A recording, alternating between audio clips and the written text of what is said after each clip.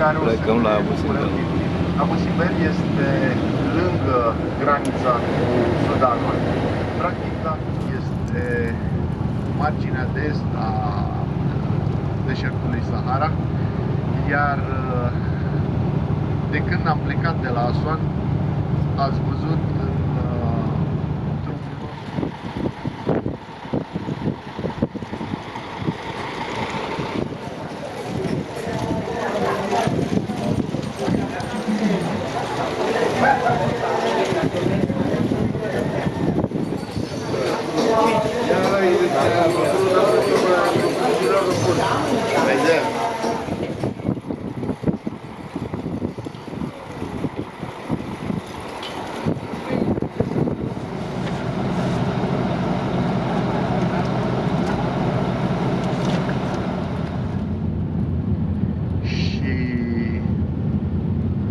în funcție de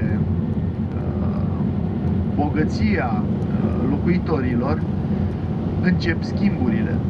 Există o zi pe săptămână când sunt organizate.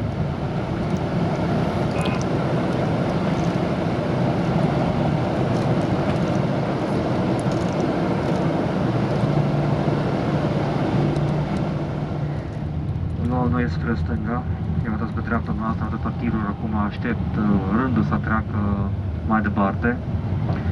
De aici până la Sudan, aproximativ 60 de kilometri. Țara care e cunoscută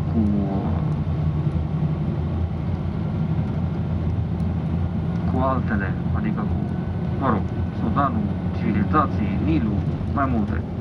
Am ajuns la Abu Simbel.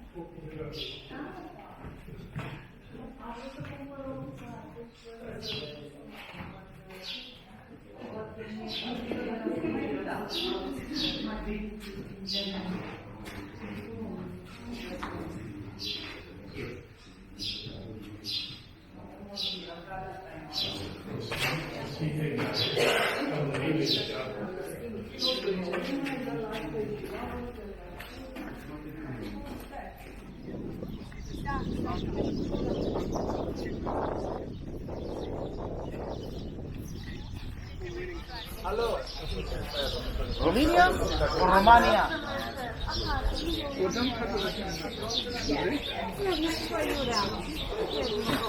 No, thank you. Oh my God.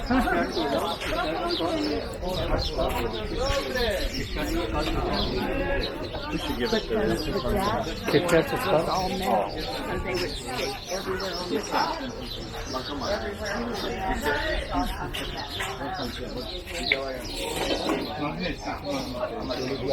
T-shirt, cotton.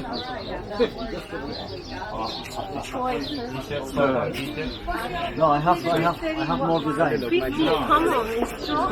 No, I have more design. Look, you take more than one. I make this one for you. You take more than one. Can I follow here my shop? Nobiski Bazaar. Magnetia. Magnetia Abu Simbel. Only no.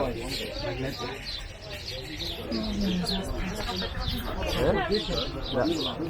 Nobiski Bazaar.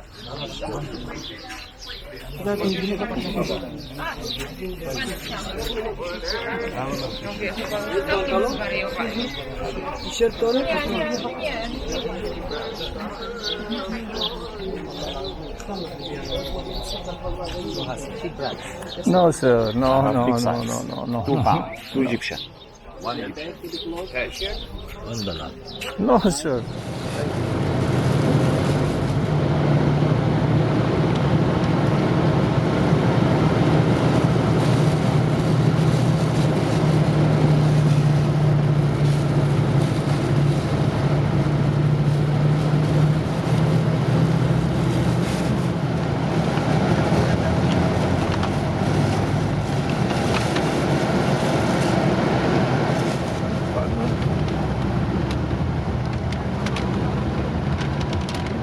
Epoca elenistică, cum a pus fila de ieri. Și deja pe dreapta noastră, cum se vede, lacul din Nubia sau lacul Nasser, cel mai mare lac artificial în întreaga lume. La ziua de astăzi, ca și cum spuneam, produc în jur de 10% doar. Faptul că acum aproape fiecare orașel, aproape în Egipt, există termocentrale care merg prin carbone sau gaz natural sau chiar gazolină.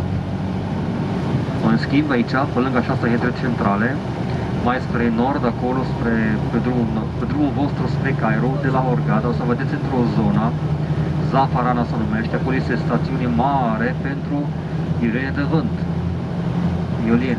Iar aici, în apropierea orașului Aswan, s-a făcut cea mai mare stațiune de panouri solare. Da.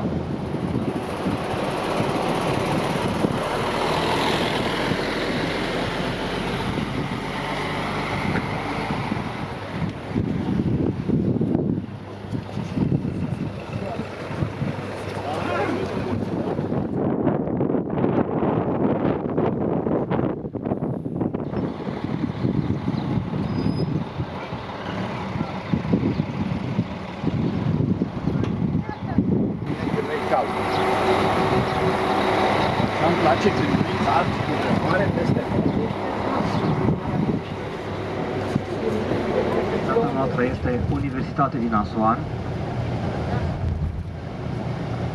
O universitate de stat, bineînțeles, e vorba despre universitate în care sunt facultăți. Deci universitate și sub facultăți, medicina, agricultura, drept, turismul, de toate.